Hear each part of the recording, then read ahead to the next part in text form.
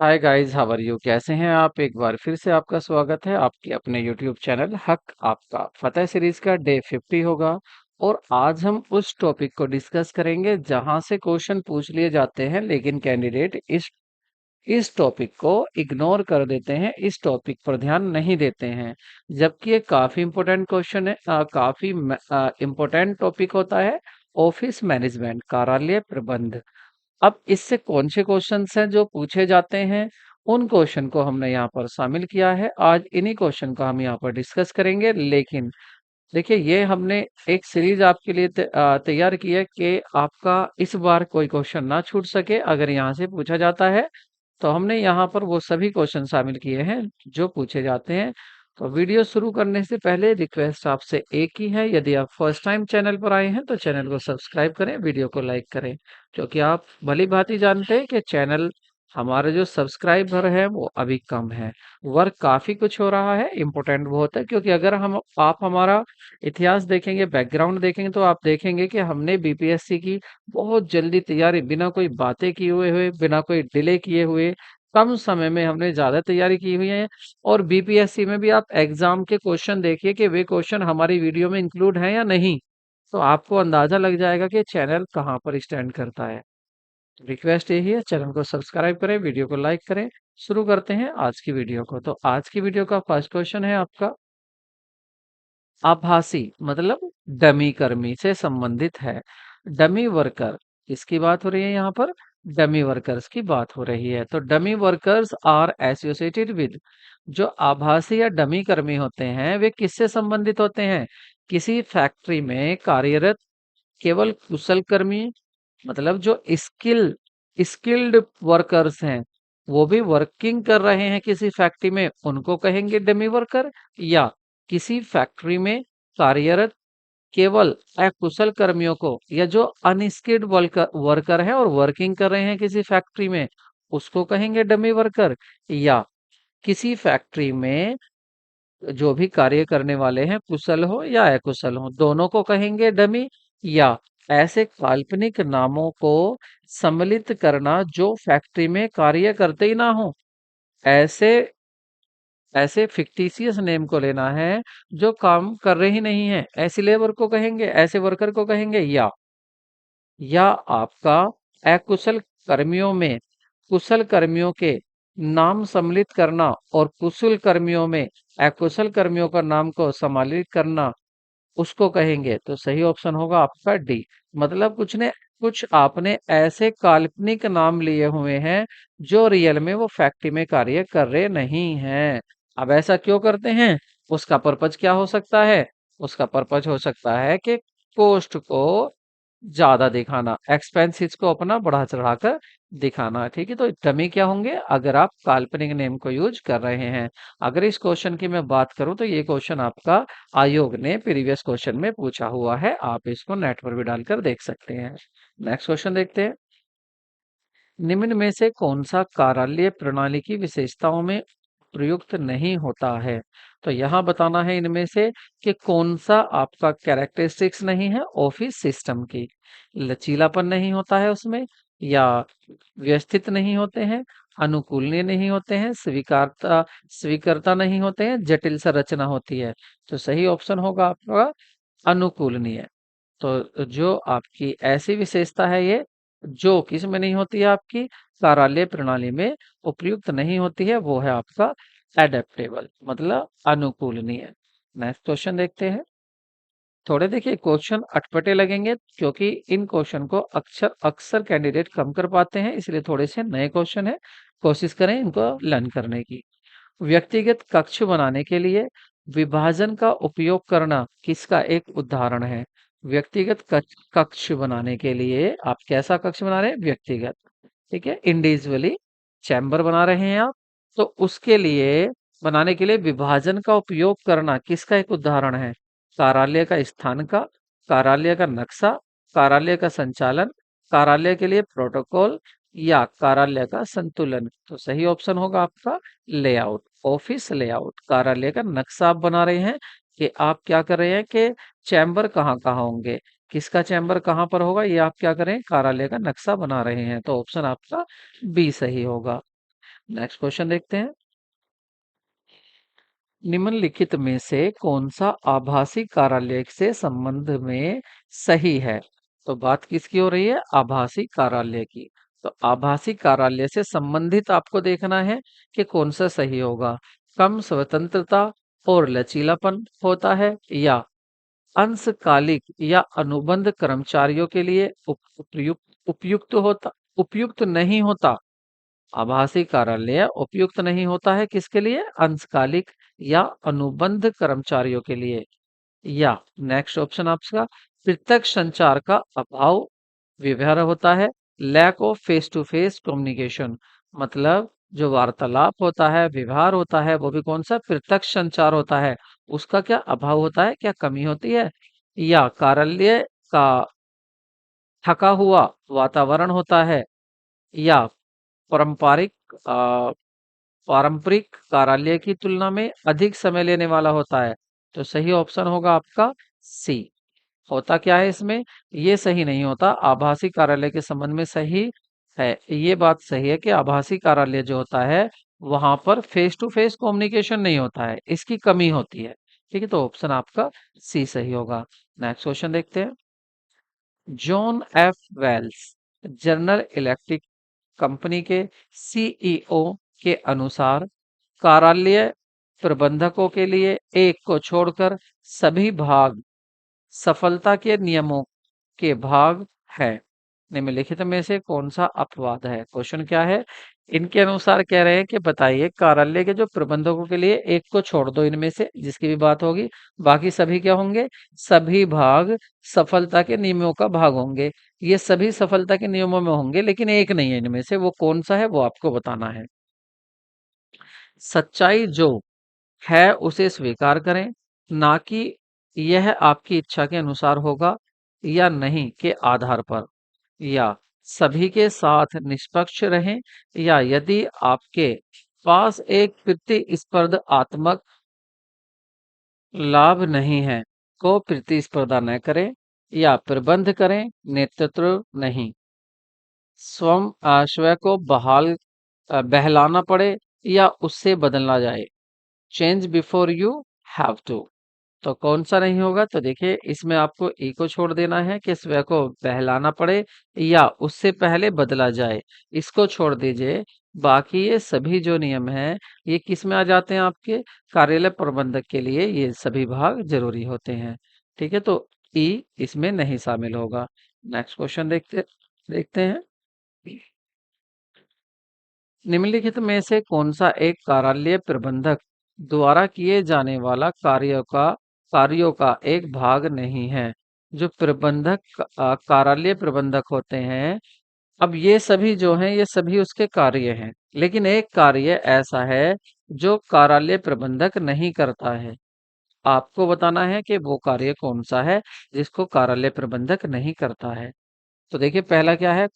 Corporate रणनीति बनाना, या कर्मचारियों को प्रशिक्षण देना, ट्रेनिंग देना स्टाफ को, या कार्य मापन और मुआवजे का प्रबंधन करना, worker management and compensation management, या सचिव सेवाएं देना, सेक्रेटरी सेवा देना, या कीपिंग ह्यूमन रिलेशन, मानव संबंधों को बनाए रखना।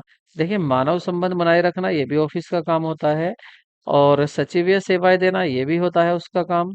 मापन मुआवजा प्रबंध करना, कंपनसेशन देना ये भी होता है। और आपका प्रशिक्षण देना कर्मचारियों को, ये भी ट्रेनिंग स्टाफ को देना ये भी इसमें आता है। और कॉरपोरेट रणनीति बनाना, देखिए डिसीजन मेकिंग कॉरपोरेट के लिए, ये इसमें नहीं आता है। तो ऑप्शन आपका ए होगा। तो बाकी ये कार्यालय प्रबंधन के यहाँ से ये सभी कार्य थे, लेकिन ए ये प्रबंधन जो आपका कार्यालय प्रबंधक है उसके उस मैनेजर के ये काम नहीं है, ऑफिस मैनेजर के ये वर्क नहीं होते हैं।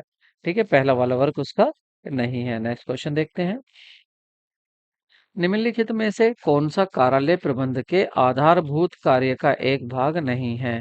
तो यहाँ भी वही है। देखिए यहाँ पर आपको दिया हुआ है, ये सभी कार्यालय हैं, ये सभी कार्य हैं। किसके कार्य हैं ये सभी? ये सभी ऑफिस मैनेजमेंट के काम हैं। ठीक है, यहाँ पर सभी क्या दिए हुए हैं? ऑफिस मैनेजमेंट के काम दिए हुए हैं, लेकिन इनमें एक ऐसा है जो ऑफिस मैनेजमेंट का काम नहीं है, वो कौन सा एक है, आपको उसको ढूंढ के बताना है। देखिए, जनसंपर्क करना, क्या ये ऑफिस का काम है? जा जाके सबसे मिलेगा ऑफिस वाला? बिल्कुल नहीं, ये काम नहीं है। तो बस आंसर आपका यही हो जाएगा। पब्लिक रिलेशन फंक्शन इसमें नहीं आएगा। हाँ, लेकिन अगर रिसीविंग इंफॉर्मेशन है, जानकारी प्राप्त करना, ये ऑफिस का काम है। जानकारी का रिकॉर्ड करना, ये भी। जानकारी को व्यवस्थित करना, सही इंफॉर्मेशन को सही अरेंज करना, ये भी। जानकारी प्रदान करना, ये भी। लेकिन ये पहला जो है पब्लिक रिलेशन, ये इसमें नहीं आता है। किसके काम में नहीं आता? ऑफिस मैनेजमेंट में ये नहीं आता है। तो ऑफिस मैनेजमेंट में ये सभी काम होंगे, पहला नहीं होता है। नेक्स्ट क्वेश्चन देखते हैं। हाल ही के वर्षों में से संभार तंत्र में दक्षता का प्रमुख लाभ निम्न में से किससे प्राप्त हुआ है? पहला ऑप्शन आपका सूचना प्रौद्योगिकी, टेक्नोलॉजी उन्नयन से, या सेकंड पेट्रोलियम कीमतों में कमी से, या थर्ड आपका तेज गति से मांग के संसाधन से, या वाणिज्यिक वाहनों के उत्पादन में वृद्धि से। तो सही ऑप्शन होगा आपका ए। नेक्स्ट क्वेश्चन देखते हैं। सूचना का अधिकार अधिनियम 2005 के अनुसार निम्नलिखित में से कौन सा सूचना की परिभाषा के अंतर्गत नहीं आता है? तो सूचना की परिभाषा के अंतर्गत क्या नहीं आता है? यात्रा देने की, या आपका इलेक्ट्रॉनिक रूप में रखी गई आंकड़ा सामग्री, जो data material held electronic form में जो रखी गई है वो, या फाइल पर टिप्पणियां, या परिपत्र। देखिए, परिपत्र और सर्कुलर वो आप कर सकते हैं, यहाँ पर सूचना से आपको उसकी सूचना मिलती है। लेकिन जो आपकी फाइल टिप्पणी है, फाइल नोटिंग, वो इसमें शामिल नहीं होता है, ये आपको याद रखना है। नेक्स्ट क्वेश्चन देखते हैं। निम्नलिखित में से कौन सा समंग आधार प्रबंधन प्रणाली का लाभ नहीं है? आधार प्रबंधन प्रणाली की बात हो रही है।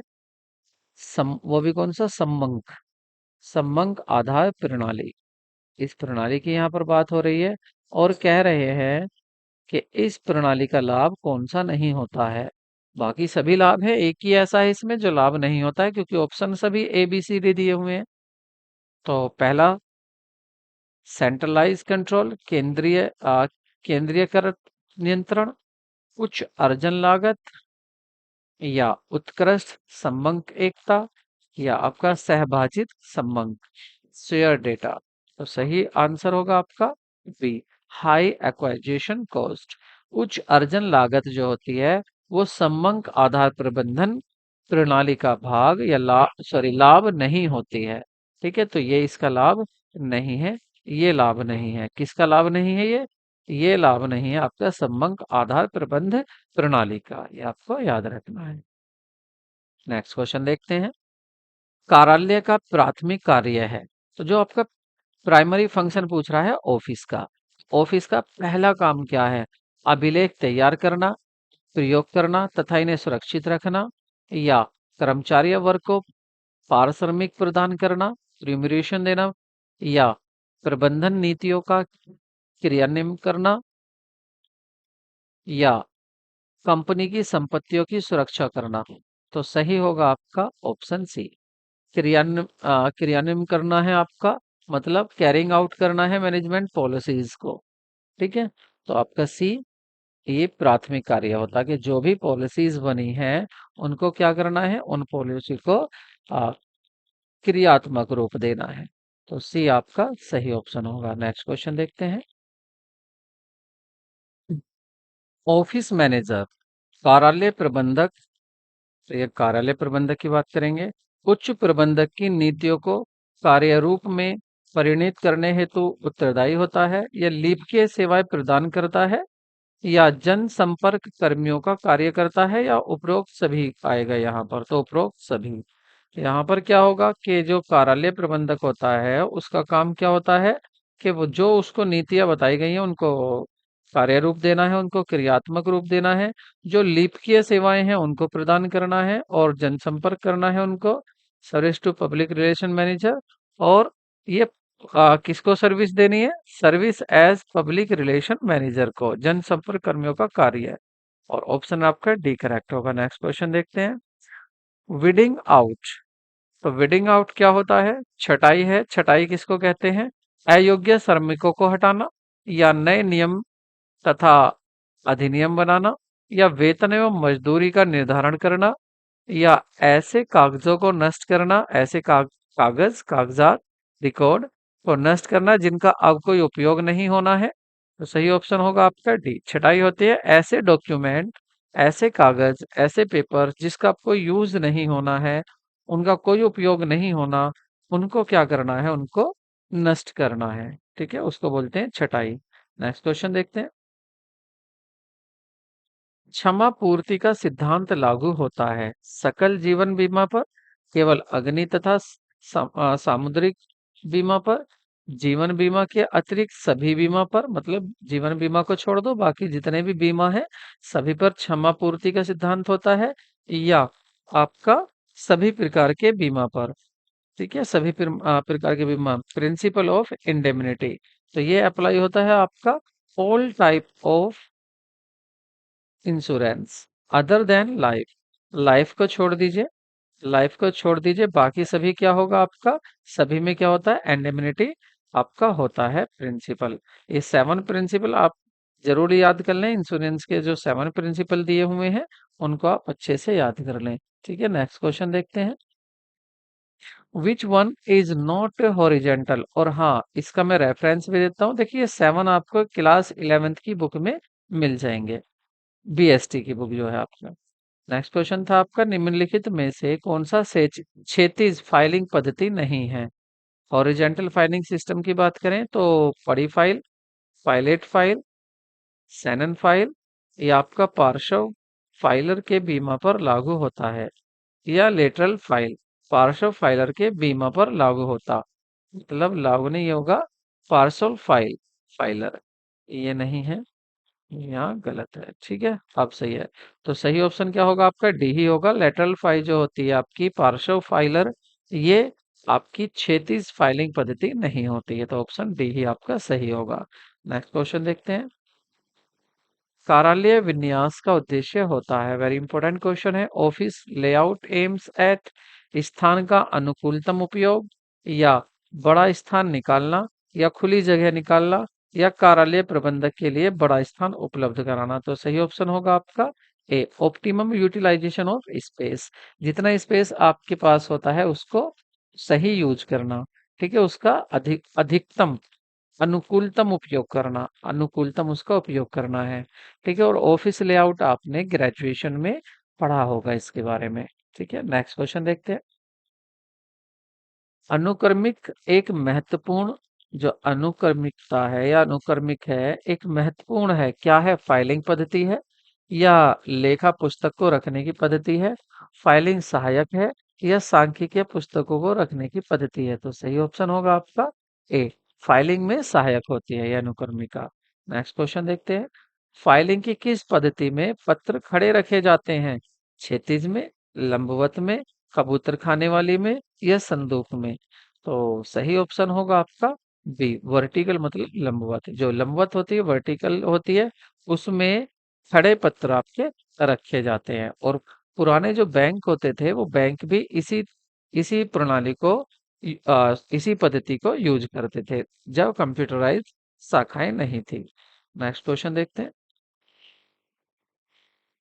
कार्यालय प्रबंधक का आधुनिकतम साधन है स्वायत्तीकरण करना, ऑटोमेशन, या कार्यालय उपकरण, या कंप्यूटरीकरण, या उपरोक्त में से कोई नहीं। तो सही ऑप्शन होगा ऑटोमेशन करना। ऑटोमेशन मतलब स्वायत्तीकरण करना। ये होगा आपका प्रबंध का आधुनिक साधन। नेक्स्ट क्वेश्चन देखते हैं।